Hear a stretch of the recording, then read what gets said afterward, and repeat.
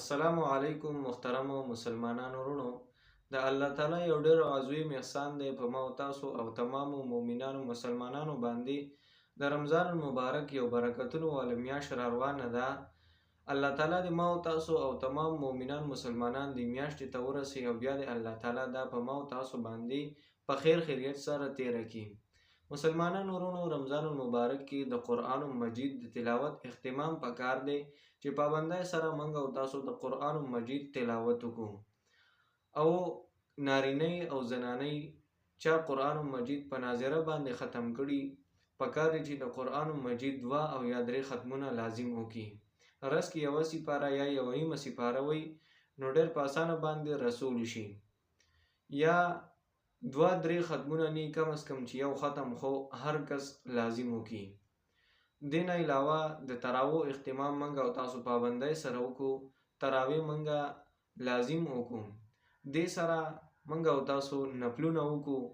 په دې روژه کې رمضان المبارک کې چې منګه او تاسو د الله تعالی څومره ډېر عبادت وکړو نو زما او تاسو دپاره به پیدا. نن سبا که منګه او تاسو ګورو نو په مساجدو کې او په مدارسو کې علماء کرامو د قرآن مجید دور تفسیر شروع کړی دی او غي لګیا دي قرآن مجید په تفسیر سره بیانې لګیا دي. نو د هغې دپاره موږ او تاسو خپل کارونه مخکې رستو کو، هغې ته کینو د الله تعالی د رضا دپاره. دې ته قرآن مجید ته دا ناسته چې دا یا د عبادتونه کول چې دي نو دا بې ځایه نه دي. دا زما ستا دپاره په دنیا کې هم پیدا ده او په آخرت کې هم پیدا ده. بل بعضې کسان یې هغې داسې چل کوي چې په رمضان مبارک کې په موبایل باندې لګیا ګیمونه کوي یا فلمونه ډرامې ګوري. پکار چې د دې سیزونو نه موږ او تاسو ځان وساتو. دغه شان ډېر کسان یې هغې چکې کوي، تاشونه کوي یا نور داسې قسمه فضولیات یا فضول کارونه کوي چې هغې کې خپل ټیم خرابوي. دغه ټیم چې دی نو دا ستا ډېر قیمتي دی. دا ته د الله تعالی په ذکر کې تیر کا، دا ته د قرآن مجید تلاوت وکړه په دغه وخت کې، دغه شان نفلونه وکړه، ذکر او اذکار وکړه. بل د مسنون اذکار چې دي د هغې هم موږ او تاسو اهتمام وکړو. په خپل وخت باندې کم ذکر چې نو د هغې موږ اهتمام وکړو چې هغه موږ وکړو.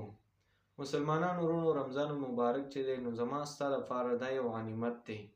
دا یو ډېره غټه موقع ده زما او ستا دپاره. جبریل علیه السلام رسول الله صلی الله علیه وسلم څخه راغی، هغې یو 3 خبرې وکړې او رسول الله صلی الله علیه وسلم پې آمین ووی. صحابو تپوس وکړو، وی ای د الله رسوله تاسو خو نن یو ډېر ناشنا او عجیبه کار وکړو. رسول الله صلی الله علیه وسلم صحابو ته وفرمیل، وی ای زما ملګرو، ای زما صحابو، یو کس ته هغه باندې د رمضان المبارک میاشت راله او د ده بخښنه ونه شوه نو دغه سړی د الله پاک تباه او برباد کړي. جبریل علیه السلام وی داسې الفاظ وی او ما وی په هغې باندې آمین وی. مسلمانانو وروڼو، چې ما او تاسو دا د خپل ځان لپاره یو غنیمت وګڼو او د الله پاک یو ډېر لوی احسان دی. په دې کې موږ او تاسو چې څومره کولی شو چې د الله پاک تابعداري وکړو. په عامو حالاتو کې هم د الله پاک تابعداري پکار ده، خو په دې کې بیا ډېر زور د الله پاک تابعدارۍ له ورکول پکار دی. الله پاک دې د صحیح عمل کولو توفیق راکړي. وما توفیقي الا بالله.